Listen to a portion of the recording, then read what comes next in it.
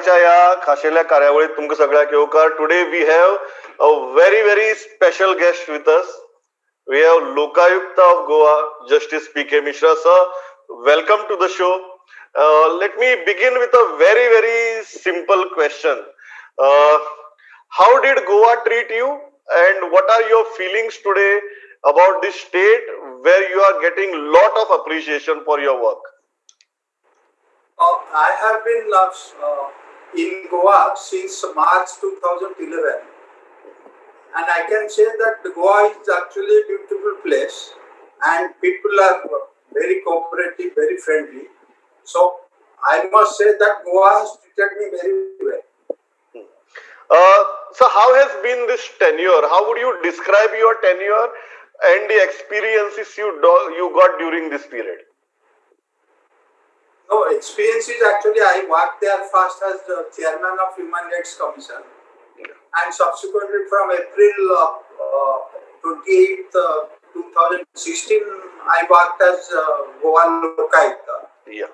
So I tried to do my duty according to best of my ability without fear or favor. And I had confined myself to my work actually. That way actually I didn't have much in fact, no social interaction at all with anyone. But I was doing my duty. So 21 reports you have given. Which one of those would you think were the most significant, considering the public interest and interest of the state in mind?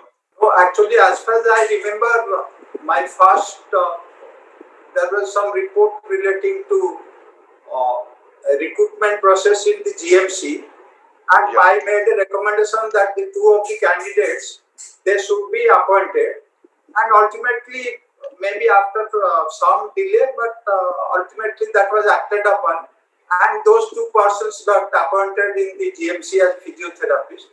I always feel that at least I had done something for those two persons.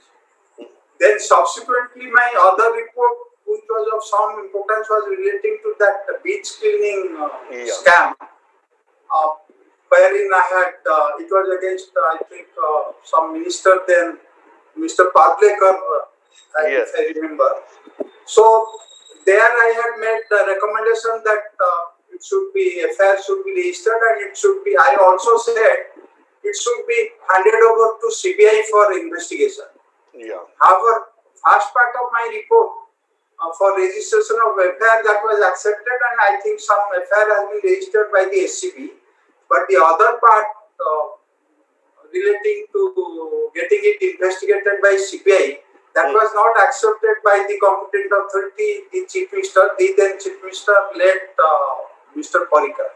Yeah. So one of the recent orders of yours is regarding the labor scam. And you have made some very scathing remarks in your report. Tell us more about it. Why did you feel that it is a blatant scam that happened during these turbulent times? Are you referring to the last, this labor scam? Yes, the latest report, yes, latest labor scam report, yeah. Yes, that labor scam actually within the short period which I had, we could only find out, I could only find out that obviously some amount, I mean huge amount has been taken away by people who are not actually construction workers. That scheme was meant for the benefit of the construction workers, but actually it has been taken away by many persons posing as if they are construction worker, and there was hardly any control by any of the authorities. Therefore, I have suggested that FIR should be registered by the SCB. The matter should be investigated by SCB thoroughly, and if ultimately they find that there is some involvement of many of the higher-ups, either of the bureaucrats or of the politicians, possibly question of even sending it to CBI may be considered at that stage. That is what primarily I have recommended. And then I have also suggested about many other things, how to have good administrative control in that scheme, etc. So that is there. within the short time which was available. That is all I could do. You have said about the Goa Lokayukta Act is a toothless act. It lacks powers. Why do you say so? The main defect is relating to power of the Lokayukta to prosecute. If you actually compare the Karnataka Act or the Kerala Act, on the basis of which primarily Goa Act was also modeled, there the Lokayukta itself has been given the power of prosecuting. Here, if at all prosecution has to be done, it has to be done by some other prosecuting agency like SCB or like officer in charge of a police station. But Lokayukta has not been given that power. So that is one amendment which should have been there, which should be there. And then there should be power to implement the order of Lokayukta. You see, under the Karnataka Act and the Kerala Act, there is a provision for starting a contempt proceeding. Here, under the Lokayukta Act, there is no such power given, and we had suggested that. Then the then Chief Secretary, previous Chief Secretary, Mr. Dharmender Sharma, he had come for a meeting, but objections were raised relating to giving that power of having contempt proceeding. If actually contempt power would be given, supposing some order is not complied with, the contempt proceeding can be started. In fact, even this compliance report or action taken report, they are never given within the 93 months period envisaged under the Act. So those defects if such a power is given, these mistakes will not happen, and they will be careful at least about giving the compliance report within the 3 months period contemplated. So these are the three main defects which require actually urgent amendment. I had made those suggestions several times. In fact, I had met late Chief Minister Mr. Parikar. He had promised that he will get it amended. Subsequently, when he saw me in the function of I think Independence Day function in Governor's place, he came to me and said that he will adopt the ordinance route, and then in fact some preliminary work was done for making that ordinance. But at that stage, the senior bureaucrats, they started raising objection. But two cases are disproportionate assets cases. One is against Babu Kavlekar and second is against Pandurang Madkaikar. These disproportionate assets cases. So far as Mr. Madkaikar is concerned, actually my focus was only on the question as to why SCB had not registered FIR. Actually, I have not made any investigation relating to this, whether he has disproportionate asset or not. I have not made any investigation, because I tell you, I had with me only two constables and two head constables as part of my investigative staff. So with that, it is virtually impossible to have any investigation relating to disproportionate asset. But the other thing was that the person concerned had complained. It complained of commission of a cognizable offence. In Lalita Kumari's case, Supreme Court has said that if somebody complains about commission of a cognizable offence, the officer in charge of the police station is bound to register FIR. In this case, a complaint was filed before SCB saying that he is having disproportionate asset. Therefore, definitely disclosed the commission of a cognizable offence. Therefore, it was the duty of the SCB officer in charge, that means the SP concerned, to register that FIR and to investigate into that. That was never done. On the other hand, that was evaded by the department by saying that a matter is now pending before the Lokayukta, why there should be parallel proceeding. That, according to me, that was just evading the duty which was on the SC. What about Babu Kavlekar case? Babu Kavlekar disproportionate case was also handled by you. What about that case? relating to Ajit, he and his brother, they are having disproportionate asset. Yeah. And there is also some allegation relating to Ajit involvement in Matka scam. I think that matter, I have not finalized that matter. I think that matter is still pending and it has to be done. The subsequent investigation has to be done by the next Lokayukta as far as Yeah. that is concerned. So one major question is regarding action taken report, and these action taken reports. What would you like to say about the response of the government on the as far as the action taken reports are concerned? Action taken report. Yeah. Action taken report under section 16 within bracket 2. Action taken report has to be given within 3 months from the date of the receipt of the report. And the act also, in the act there is no provision whether it can be extended or not. Unlike, I think, unlike in Human Rights Commission Act, there is a provision that with the action taken report has to be given within 30 days or as within such time as will be extended. But under the Goa Lokayukta Act, it does not say anything about any extension. So, and that action taken report or action proposed to be taken report should be given within period of 3 months from the date of receipt of that report. So, in most of the cases, such action taken report or proposed to be taken report have never come within that 3 months period. But to be very fair, that when the chief ministers were the competent authority, like when Manohar Parrikar was there or the present chief minister was there, at least the action taken report, not accepting my report, but at least it has come within that 3 months period. Similarly, the governor's report rejecting my recommendation, that also came within the 3 months.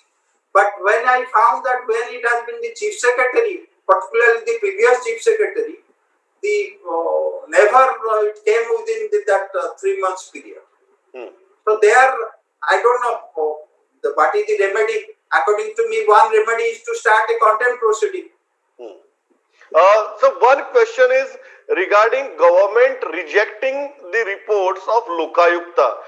Many of your very crucial, stinging reports were rejected. What are your feelings about it? Government has rejected many of my recommendations.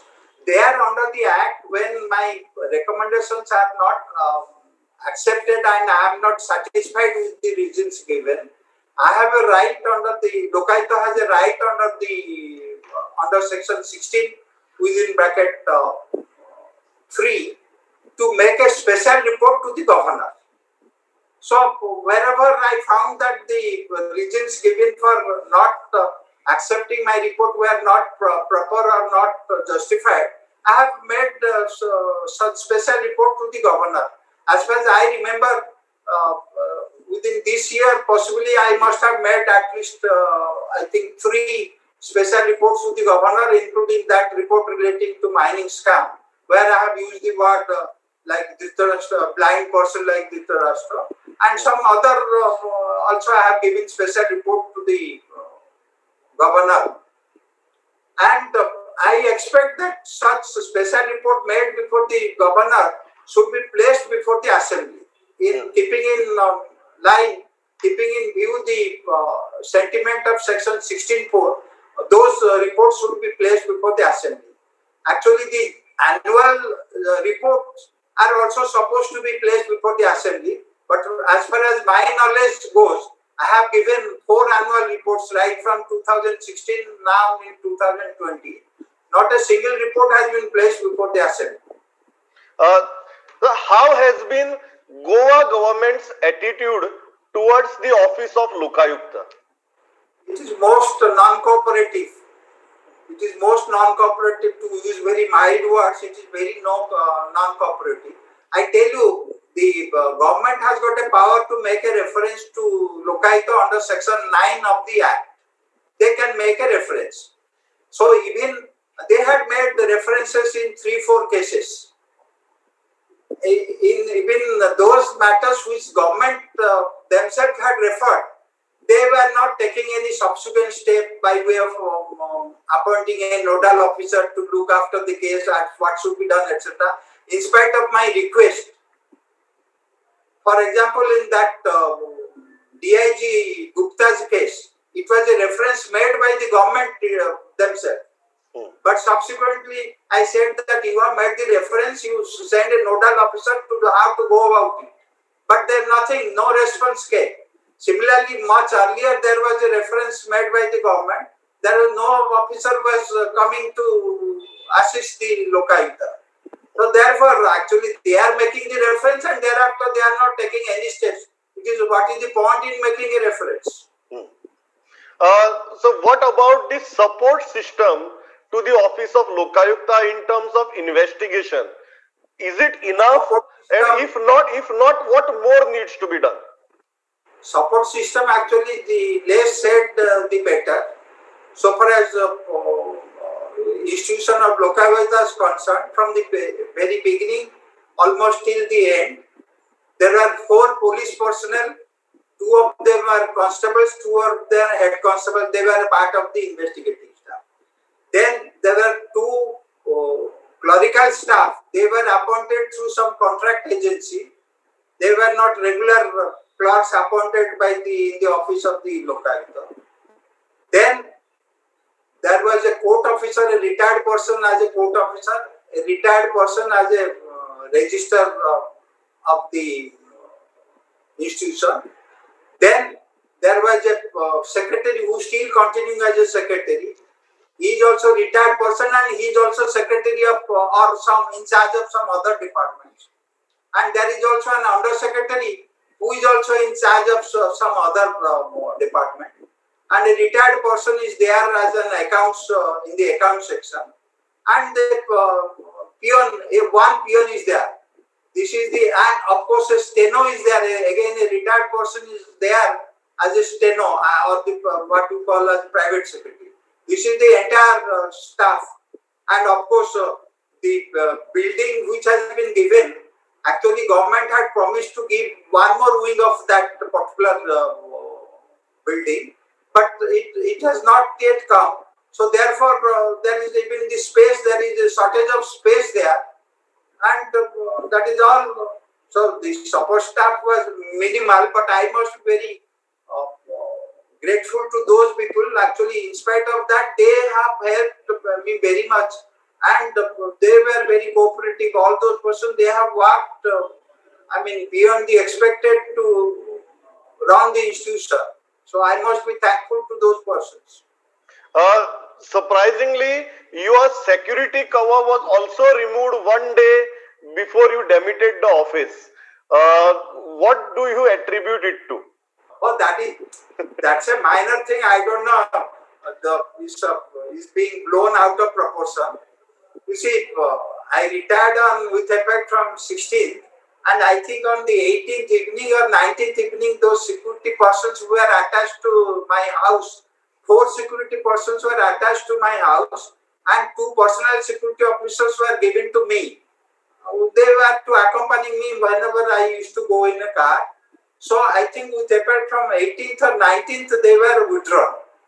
That came as a surprise, but and I can tell you, when I had retired as chairman of Human Rights Commission, I think on 3rd March 2016, thereafter I have stayed back in Goa for about 2 to 3 weeks, and that time that security cover had continued.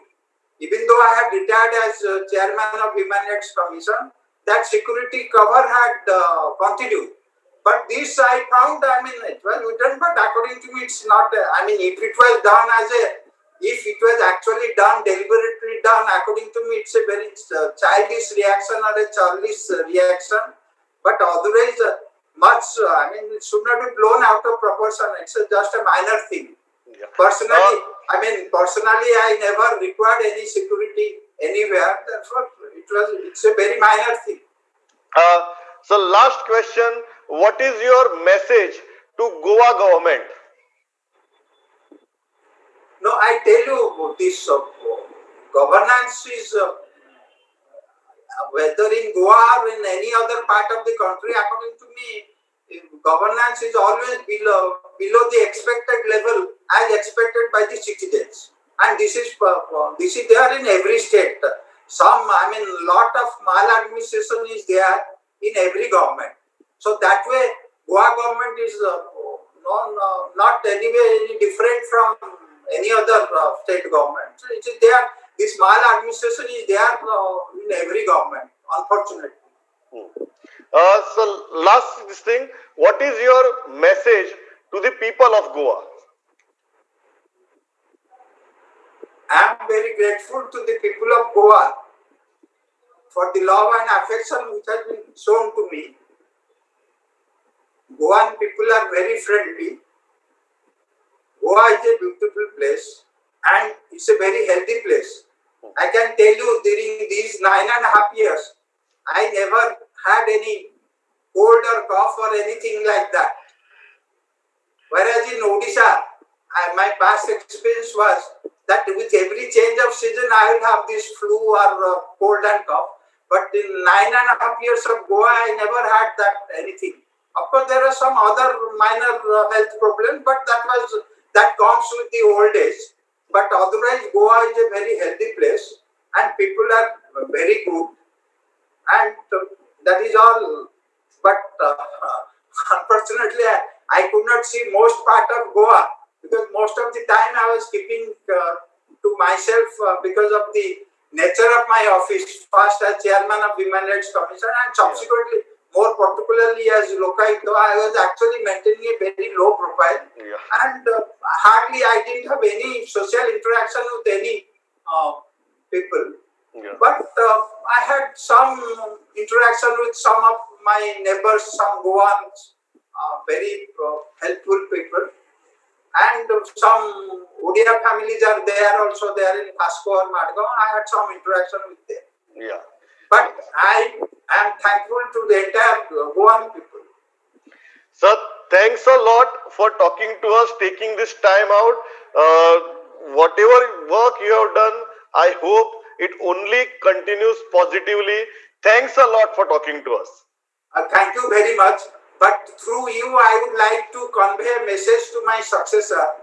Actually, as per the Act, only a retired judge of a Supreme Court or a retired Chief Justice of a High Court can become Lokayukta, which means that by the time they come as Lokayukta, they must have taken their oath to discharge their duty without fear or favor. They must have taken that oath two times. In my life, I had taken that oath 4 times, and I took that oath for the 5th time in Goa.